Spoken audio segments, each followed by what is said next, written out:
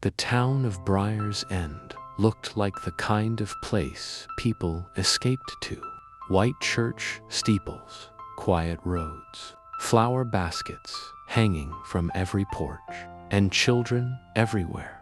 That was what first comforted 16-year-old Maya Torres when she arrived at the Harper house after her fourth foster transfer in 2 years. Kids rode bikes down the sidewalks. Teenagers laughed outside the diner. Families waved from trimmed lawns. Normal, safe. Mr. and Mrs. Harper welcomed her with warm smiles and hot food already waiting on the table. "You'll never go hungry here," Mrs. Harper said. At first, it seemed true. The Harpers fostered 7 children already, 3 little boys, 2 teenage girls, and brothers named Caleb and Jonah. The house was enormous, almost too large for the edge of such a tiny town. Every room smelled faintly of rosemary and bleach. The rules were strange, though. Never leave your room after midnight. Never go into the basement freezer. And never, ever go into the woods behind the property. Coyotes, Mr. Harper explained with a grin that showed too many teeth. For the first week, Maya ignored the unease clawing at her stomach. Then Jonah vanished. Mrs. Harper told everyone he'd been relocated to another foster family overnight.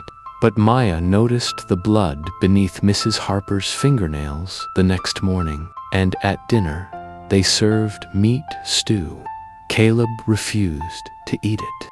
That night, Maya woke to muffled crying in the hallway. She cracked open her door and saw little Tommy, one of the younger boys, standing there shaking. "They took Jonah," he whispered. Maya crouched beside him. "What do you mean, took him?" Tommy's face looked pale as paper. "To the basement. The basement door was padlocked during the day. At night," Maya noticed, "it wasn't." She waited until the house slept. Then she crept downstairs with Caleb beside her. The deeper they went, the colder the air became. At the bottom of the stairs sat an industrial freezer, humming loudly in the dark. Caleb opened it first and screamed. Shelves lined with butcher paper filled the freezer wall to wall, each package labeled with names: Jonah, Erica, Miles, Casey, all children. Human bones sat stripped clean inside metal tubs. A small hand still wore a friendship bracelet. Maya nearly vomited.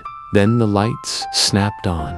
Mr. Harper stood at the top of the stairs, holding a shotgun, while Mrs. Harper calmly sharpened a carving knife. "You shouldn't snoop," she sighed. Caleb grabbed Maya's arm and ran. The shotgun blast exploded through the hallway behind them. The entire house erupted into chaos as children screamed from their bedrooms. Maya kicked open a side door, and 6 foster kids bolted into the freezing night. They ran toward town, toward safety, toward people. But as they stumbled into Briar's End, something felt wrong immediately. Every porch light was on. Every resident stood outside, silently watching them. The butcher from downtown, the mailman, the school principal, even the pastor from church, watching, smiling. Mrs. Harper walked slowly into the street behind the children, not even out of breath. "They know now," she called to the townspeople. A woman stepped forward, holding a lantern. "You should have stayed obedient," she said softly. Caleb stared around in horror. "What is this?" The old woman smiled. "This town survives because of children no one looks for." Maya's blood turned cold. Runaways, foster kids, missing teenagers. Nobody came searching hard enough. The townsfolk began closing in slowly from every direction. Then Maya noticed something worse. Among them stood teenagers she recognized from school. Kids, eating with them, smiling with them. One boy she'd spoken to in class licked blood from his fingers casually. "You become family, eventually," he told her. Tommy started crying. Mrs. Harper knelt beside him gently. "You've already eaten it, sweetheart," she whispered. "All of you have." The children froze. Every dinner, every stew, every pie. Jonah, Erica, Miles. Maya felt her stomach twist violently. Caleb let out a broken scream and charged at Mr. Harper with a wood axe stolen from the Harper shed, the blade buried deep into the man's shoulder. But Mr. Harper only laughed. The townspeople rushed them. Hands grabbed screaming children from every side. Maya ran blindly through alleys, slick with rain and blood, until she found the church doors open. Inside, candles burned beneath dozens of missing children photos, nailed to the walls like trophies. At the altar stood the pastor. He smiled sadly. "You can't escape hunger," he said. Behind him, the congregation slowly entered the church, carrying cleavers, hooks, and butcher knives. Maya backed away until she hit the altar. Then she noticed the trapdoor beneath the carpet. Without thinking, she yanked it open and jumped. She crashed into darkness beneath the church catacombs. Bones cracked beneath her feet, hundreds of them. Children stacked floor to ceiling. Above her, the townspeople searched with lanterns while distant church bells began ringing through Briar's End. Dinner bells. Maya crawled deeper into the tunnels as the sounds of chewing echoed through the darkness around her. And somewhere below the church, something else was eating too.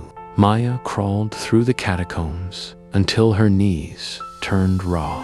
The tunnels beneath the church stretched far deeper than they should have, carved through wet earth and reinforced with rotting wooden beams, blackened by age. Bones crunched beneath her palms every time she moved. Children's bones, some ancient, some fresh. The smell was unbearable, blood, mildew, and something sweet underneath it all. Cooking meat. Above her, the church bells continued ringing, slow, rhythmic, calling people to feed.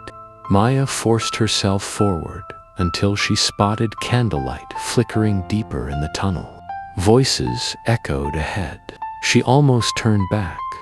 Then she heard Caleb screaming. Maya ran toward the sound. The tunnel opened into a massive underground chamber beneath the town. The ceiling disappeared into darkness above, supported by thick stone pillars wrapped in chains. And in the center stood long wooden banquet tables. Dozens of townspeople sat eating together peacefully beneath hanging lanterns. Children were chained beside the walls like livestock, some crying, some silent, some already missing limbs. Maya nearly stopped breathing. At the head of the feast sat the pastor, his white robes stained red down the front. Beside him sat Mr. Harper, alive. The axe wound in his shoulder had been crudely stitched shut with thick black thread. Caleb knelt nearby, beaten, bloody, and restrained in chains. Mrs. Harper slowly sliced meat from a roasting spit while humming softly. Nobody noticed Maya in the shadows yet. Then she saw what hung above the feast. A massive creature suspended from the cavern ceiling. At first, Maya thought it was roots. Then it moved. Its body looked melted together from dozens, maybe hundreds, of human forms fused into one enormous mass of flesh. Arms protruded from its sides. Faces stretched from its skin, frozen mid-scream.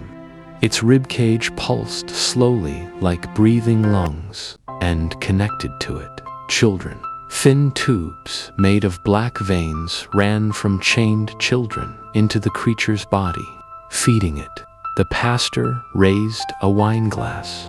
"Our town survives because it blesses us," he announced proudly. The creature twitched overhead. "We feed it, and in return, Briar's End prospers. Crops grow.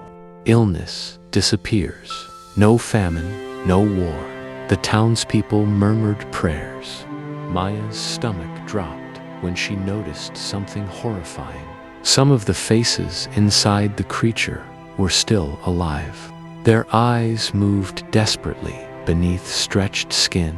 One face mouthed silently, "Help me." Mrs. Harper stepped toward Caleb with a butcher knife. "The strong ones taste best after fear," she said gently. Caleb spat blood at her shoes. "Go to hell." Mr. Harper laughed loudly. "Hell," he grinned. "Boy, hell is outside this town. Out there, nobody cares if you live or die." He gestured around proudly. "Here, every part of you matters." The crowd applauded. Maya spotted keys hanging from a hook near the chained children. If she could reach them, a hand suddenly grabbed her ankle. Maya nearly screamed before realizing it was a little girl hiding beneath the table. Maybe 8 years old. Her lips trembled. "There's more tunnels," she whispered. "But it wakes when it smells blood." Above them, the creature slowly opened dozens of eyes. The pastor smiled upward lovingly. "Tonight," he announced, "we feed it fresh." The congregation erupted into cheers. Mrs. Harper raised her knife over Caleb, and Maya acted. She grabbed a lantern from the shadows and hurled it. Fire exploded across oily flesh instantly. The creature shrieked. Not one voice, hundreds. The cavern shook violently as the monster convulsed overhead. Burning human faces writhed through melting skin while black fluid rained from the ceiling. Panic erupted. Townspeople screamed and overturned tables as flaming debris crashed down around them. Maya sprinted for the keys. Mr. Harper saw her immediately. "You little bitch." He charged through the chaos. Maya unlocked Caleb's chains just as the creature tore one massive limb free from the ceiling. It crashed into the crowd, crushing people instantly. But the worst part, the creature was waking up hungry. Its mouths opened all across its body. Rows of human teeth chattered violently. Then it began grabbing. Townspeople disappeared, screaming into folds of flesh overhead as the monster devoured them alive. The pastor dropped to his knees. "No," he cried. "We served you." The creature lowered one enormous face toward him and bit him in half. Blood sprayed across the feast tables. The chamber descended into madness. Children broke free from chains and ran through smoke while the townspeople fought desperately to escape the thing they had worshipped for decades. Maya grabbed Tommy's hand, then another child's, then another. "Run." They fled into the tunnels as the cavern collapsed behind them. The creature's screams echoed through the underground like an earthquake. But something else echoed, footsteps, fast, uneven. Mrs. Harper emerged from the smoke behind them, her skin burned and peeling, her smile somehow wider than before. "You children are so ungrateful," she hissed. She raised the butcher knife. Then Tommy stabbed her in the stomach with a broken bone shard. Mrs. Harper looked down in shock. Tommy twisted it deeper. "You said we were family," he whispered, crying. Mrs. Harper collapsed. The children ran. The tunnels shook harder as the entire underground system began collapsing beneath Briar's End. Maya finally saw moonlight ahead, an exit. The surviving children burst from the woods behind the church, just as the ground beneath the town split apart.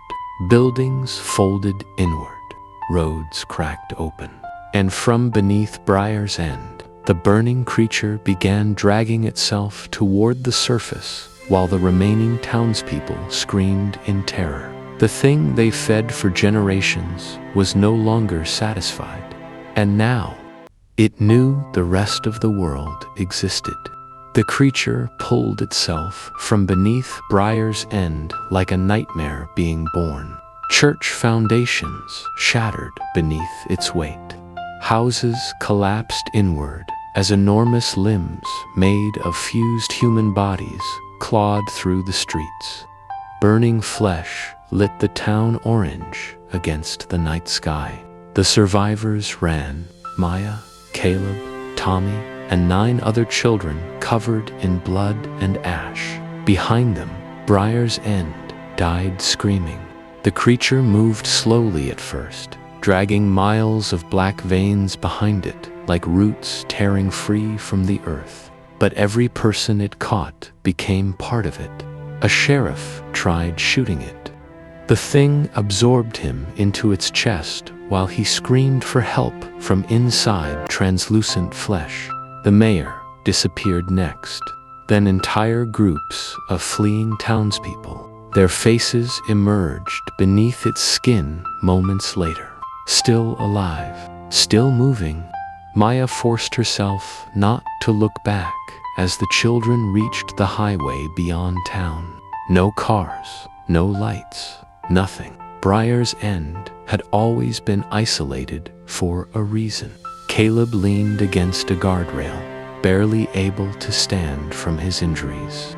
"We need help." But Maya already understood the truth. Help wasn't coming fast enough. Behind them, the creature's shrieks echoed across the valley, while flames consumed the town.